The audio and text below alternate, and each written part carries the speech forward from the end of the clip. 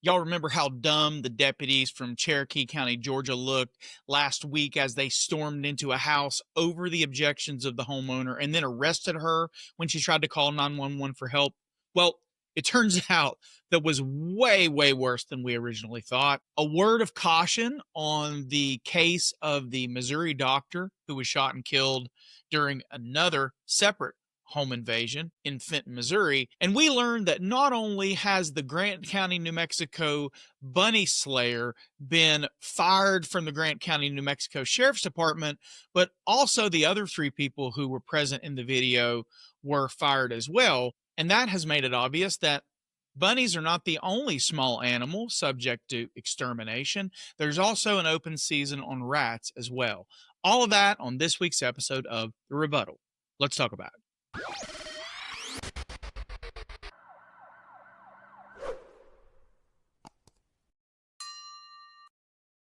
What's up, you guys? Welcome back to Southern Draw Law. My name is James White, criminal defense attorney, former prosecutor, former police officer, and this is The Rebuttal. This is the episode that we post at the beginning of the week where we talk about some of the things that came up in last week's videos and maybe some videos from before that maybe needed a little bit of an update, but not enough to do an entire video. Now, there's one exception to that rule in this particular video because the first case that we're going to talk about is the case of Cherokee County, Georgia deputies.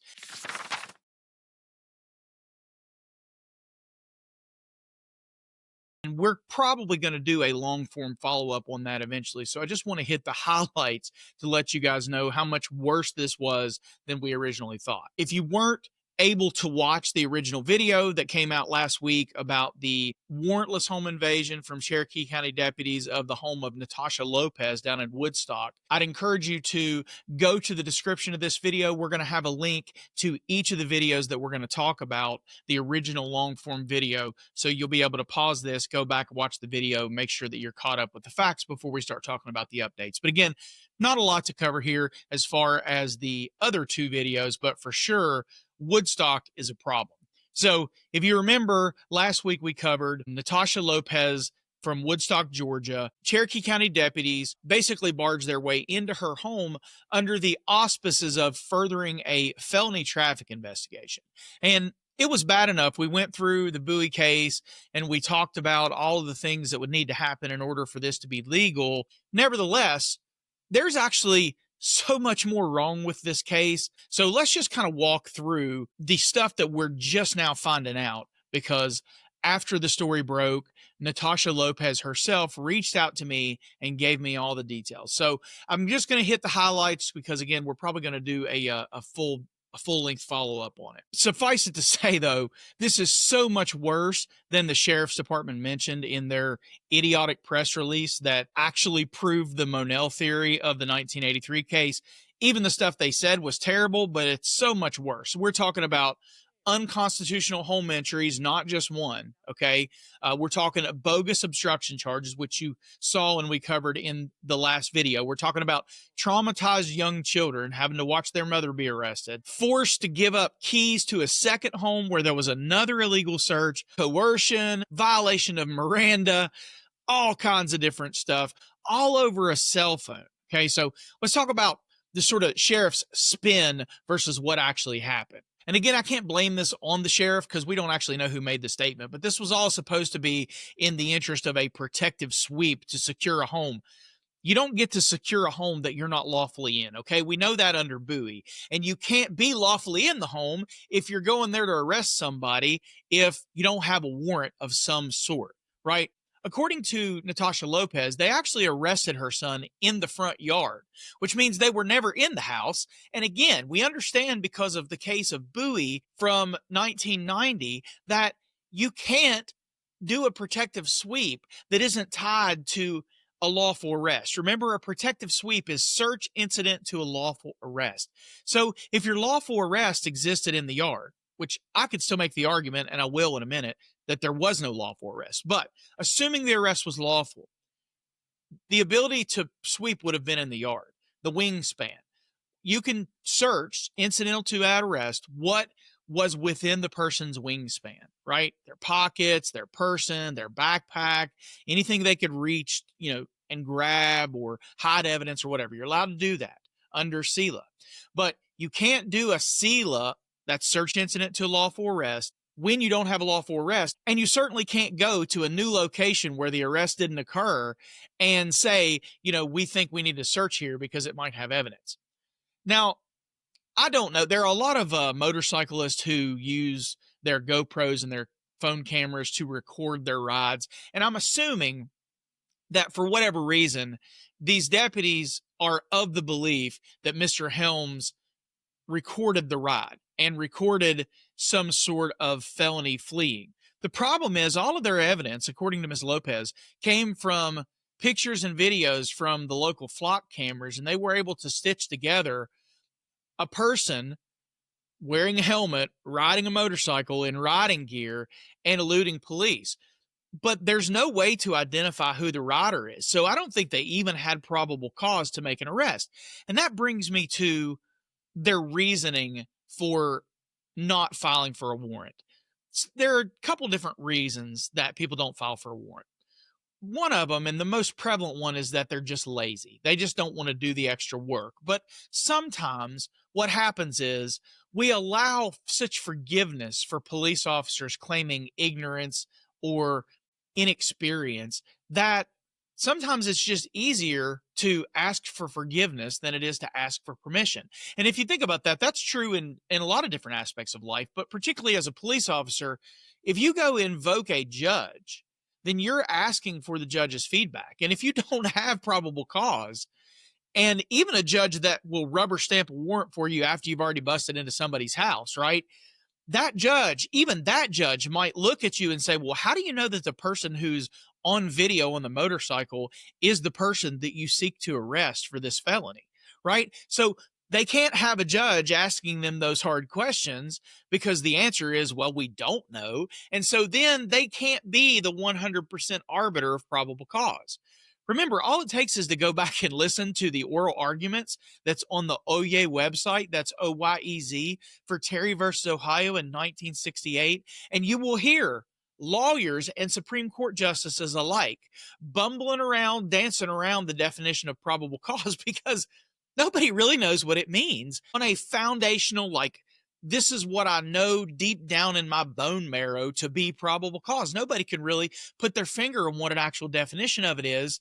And it's so bad that even the Supreme Court justices were wrestling with it. And, oh, by the way, they decided to just weave the doctrine of officer safety into the Fourth Amendment jurisprudence for the rest of all of our lives, even though they didn't really understand the difference between probable cause and whatever they created as a doctrine of reasonable articulable suspicion, right?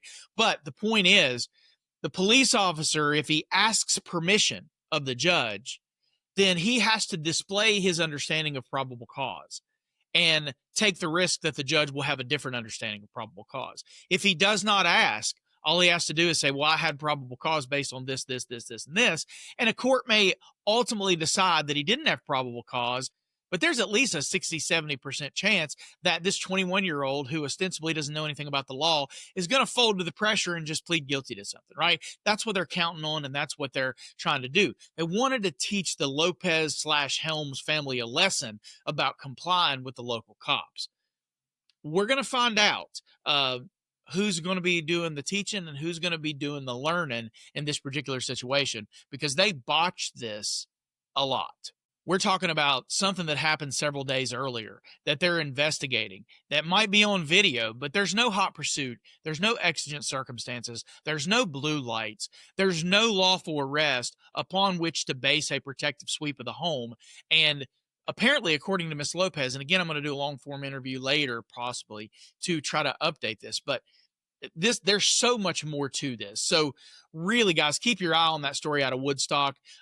Miss Lopez is seeking counsel. She is going to file a lawsuit, and there's going to be a lot of this come out in the Woodstock woodwork, if you will, and it's going to be a lot more damning to the sheriff's department there than what we originally thought. So keep your eyes peeled for that update.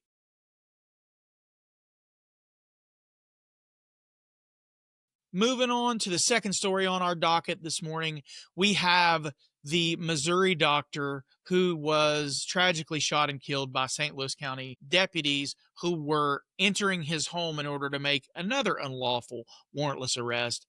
of him for a felony of harassment and vandalism. Now, one of the most common things that was said in the comments was some derogatory comment about his wife. You know, she put the cops up to this, she was doing this, she was doing that. I'm hesitant, in the absence of any information that would lead me to believe that this was malicious or anything out of the ordinary, that she did this in order to leverage some divorce proceeding. According to everything I was able to find out, it seems that they had dissolved their marriage by agreement and that they weren't even going to be fighting for custody of the child. And so we really don't have any reason to know or believe or expect that there was anything nefarious on the part of the ex-wife when she just reported her own victimization. So I think it's dangerous.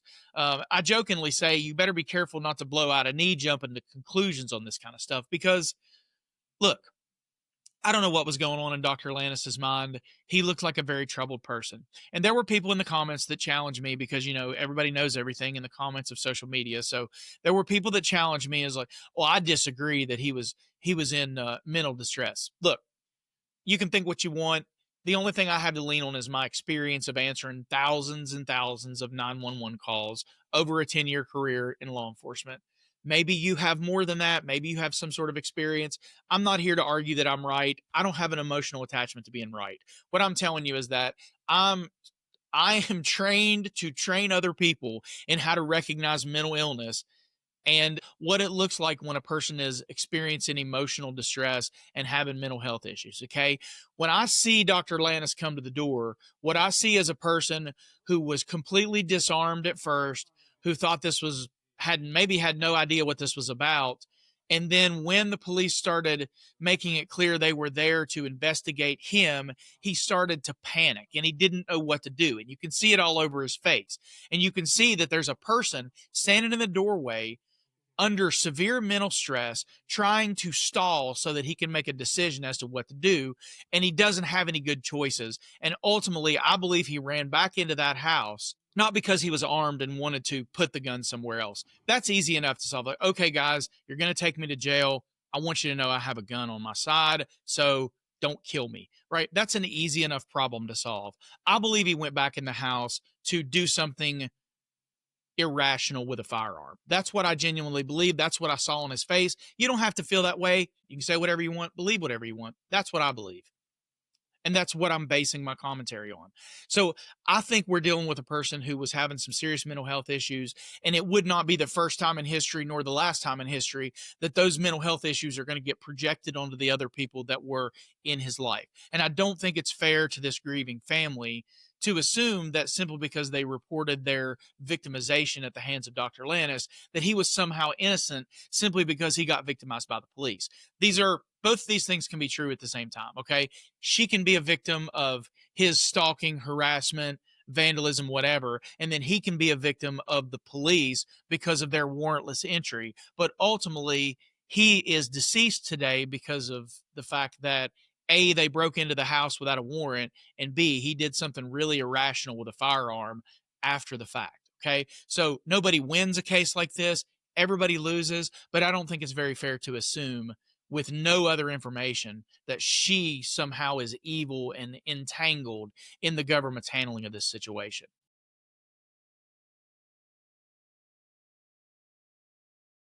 Moving on to the third item on our docket today, we revisit the case of the piece of shit New Mexico deputy who slammed a baby bunny against the side of a patrol car because he thought it would be funny after it had been rescued from the middle of the roadway by one of his partners. There was an interesting thing that happened in this case, and that is that everybody got fired. So based on the timeline, this happens in August of 2024. And again, if you haven't watched the video, there's a link in the description where you can kind of get the whole deal. I don't show the homicide of the bunny rabbit on film, okay? We talk around it. We don't show it. I've never actually seen it. I'm a little embarrassed to tell you that I'm soft enough that that would probably ruin my whole day if I had to watch a baby bunny get murdered. There are certain things that I'm not a tough guy about, and baby animals getting murdered is one of them, right? So I don't think I can handle watching that. But and a lot of people just commented on the video that they didn't even watch it because they were afraid they were going to see that. You're not going to see that in the video.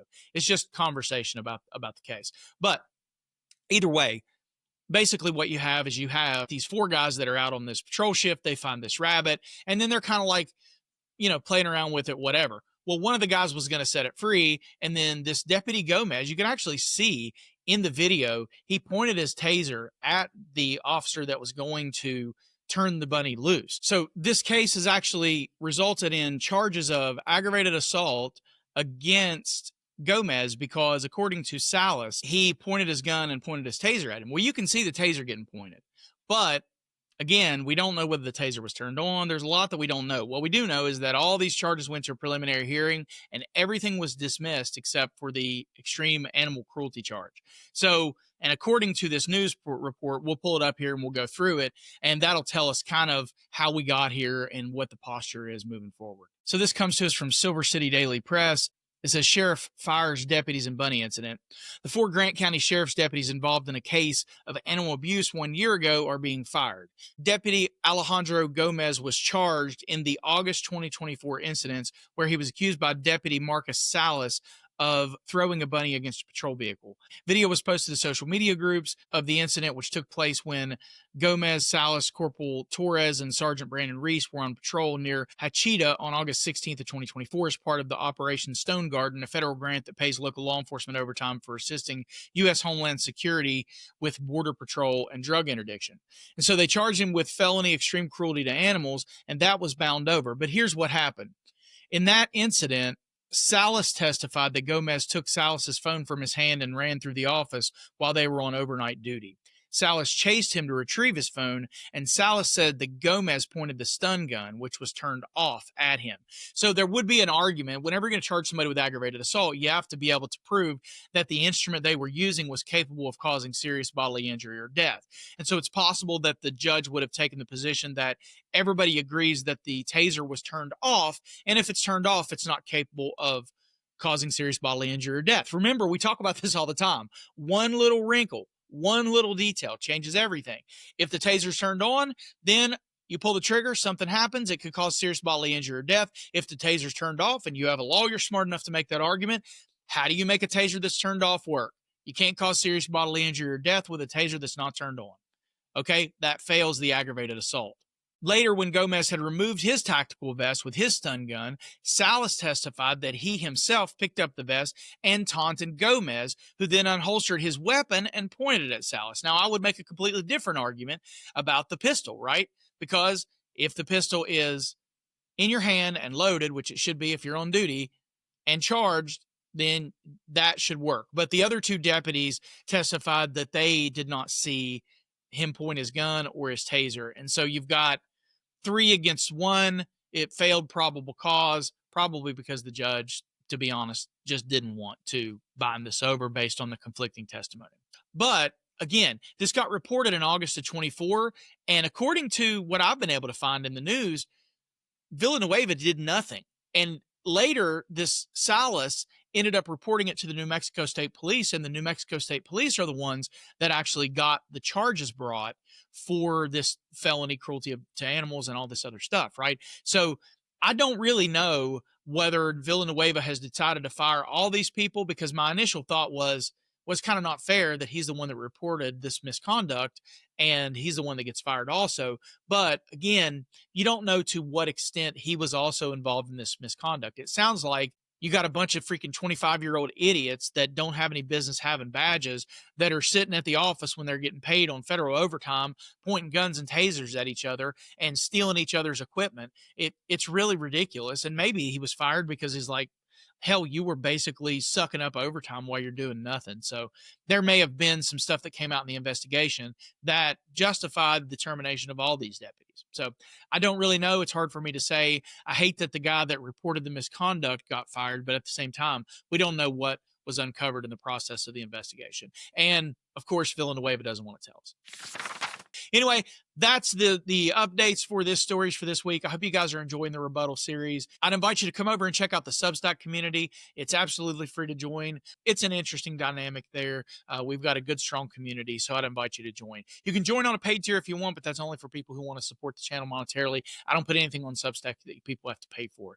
If you don't want to go to Substack, but you'd like to support monetarily, I'll leave my Venmo and PayPal links both here on the screen as well as in the description. Please remember to like and subscribe and leave a comment on the video. Check out some of the other videos on the channel. Leave a comment on there as well. Until I see you again, take care. Always film your interactions with the police and keep your evidence to yourself.